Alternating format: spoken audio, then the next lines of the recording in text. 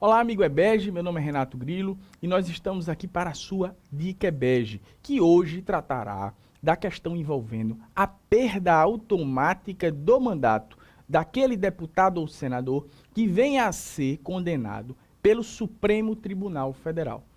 A questão é saber se essa perda decorre tão somente da decisão do Supremo Tribunal Federal que determinou a perda do mandato, que determinou a condenação, melhor dizendo, desse deputado ou senador, ou se há a necessidade de deliberação posterior das casas da Câmara dos Deputados ou do Senado nesse sentido, que deliberará a respeito da perda do mandato ou não.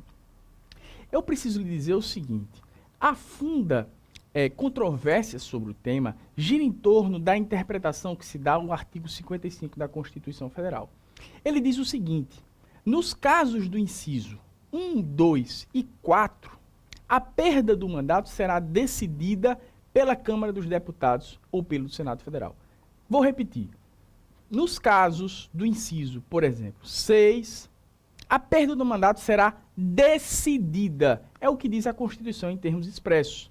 Ou seja, quando houver condenação criminal em sentença transitada em julgado de deputado ou senador, a perda do mandato será decidida pela Câmara ou pelo Senado Federal. Por outro lado, o inciso 4 diz: perderá o mandato também aquele deputado ou senador que perdeu ou tiver suspenso os direitos políticos.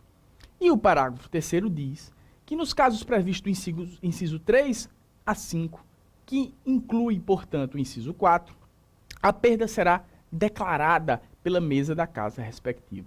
Ou seja, numa hipótese fala em decidir para alguns incisos, dentre os quais o inciso da condenação criminal, e em outro parágrafo diz declaração, mera declaração, no caso, por exemplo, da suspensão dos direitos políticos. O artigo 15 da Constituição Federal, por sua vez, diz que é vedada, em regra, a cassação dos direitos políticos e a suspensão se dará no caso de condenação criminal transitada em julgado enquanto durarem seus efeitos. Ou seja, a condenação criminal ela pode ter o efeito de suspender os direitos políticos. Há uma conexão entre esses institutos jurídicos.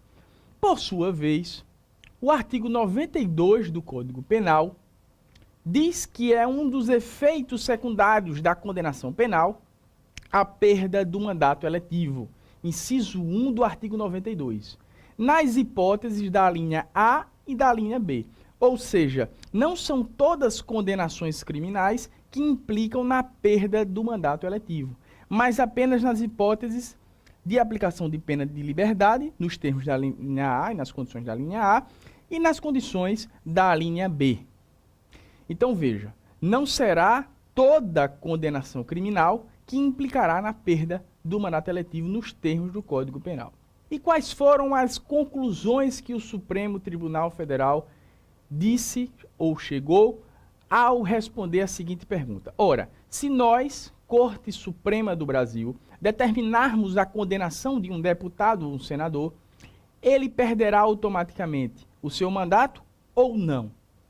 Primeiramente, no caso Mensalão, ação penal 470, cuja questão foi respondida nos dias 10 e 13 de dezembro de 2012, com a formação antiga do Supremo Tribunal Federal e pela tese criada pelos ministros Joaquim Barbosa, Luiz Fux, Marco Aurélio Celso de Mello, o Supremo Tribunal entendeu que, automaticamente, condenado o parlamentar nas hipóteses do artigo 92, inciso 1, a linha A e B do Código Penal, ou seja, naquelas hipóteses em que a lei diz que haverá perda do mandato, como há a suspensão dos direitos políticos para aquele deputado ou senador, haverá automaticamente a perda do mandato.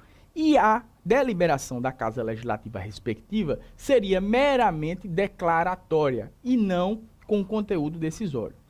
Por outro lado, com o advento, com a advinda dos ministros Luiz Roberto Barroso e Teori Zavascki, o entendimento foi modificado no caso senador Ivo Cassol, julgado a questão nos dias 7 e 8 de agosto de 2013. No entendimento desses novos ministros, Ricardo Lewandowski, Dias Toffoli, Rosa Weber, Carmen Lúcia, o Luiz Roberto Barroso e o Teófilo Zavascki, a Câmara e o Senado é que devem decidir se haverá a perda ou não do mandato, independentemente do conteúdo condenatório da decisão.